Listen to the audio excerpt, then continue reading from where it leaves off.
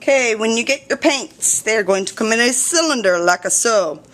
Each one is labeled with a number on the side and the top and the bottom. Don't mix up the lids. Don't get the colors mixed up. Make sure you're rinsing those paintbrushes before you put them in another color.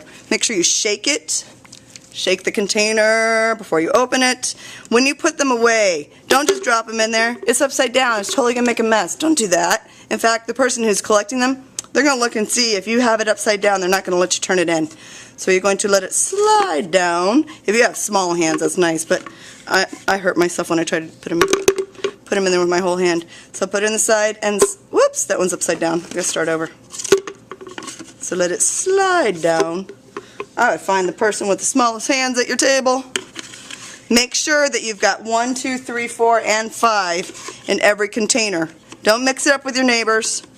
2 people will share one of these cylinders.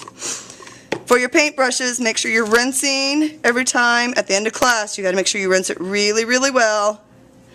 And try to make it into a point. See how there's paint squishing out? That means that it is not clean. It may look clean from here, but if I can squeeze color out, it's not clean.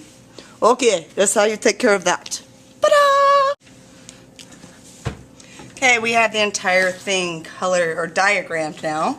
So now we're ready to start painting. I'm going to give you a couple of different sizes of paintbrushes to use.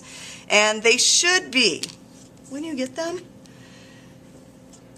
if they are not soft and supple, if the bristles are not, then let me know so that we can try to rinse that a little bit more. Make sure that at the end of class you're really rinsing these out really, really well. So when we're doing our paints, I like to just go, when I've created something like this, I like to just do it each number and do all the 5s, do all the 4s, do all the 3s.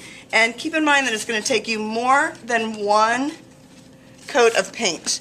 I'm going to do the base coat first. So it doesn't really matter to me what color or what value you start with. You can start with whichever value you like. What you do need to make sure that you are paying attention to is you want to pull your brush, don't push your brush. I'm going to do a number 4 here and show you what it looks like if I push my brush. If I push my brush, I have no control over that. If I push it, then it first of all ruins my brush. But then I have no control. You want to pull your brush, not push it. If you make a mistake, just let it dry, come back the next day and paint over it. Now we've already painted this with a gesso, which means that we have a base coat of white over the entire thing. That way our paint doesn't soak in. So just choose a color and go for it. Choose a value, that is, not a color. Do it! Try to stay inside your lines. Alright, the rest of this I'm going to totally fast forward.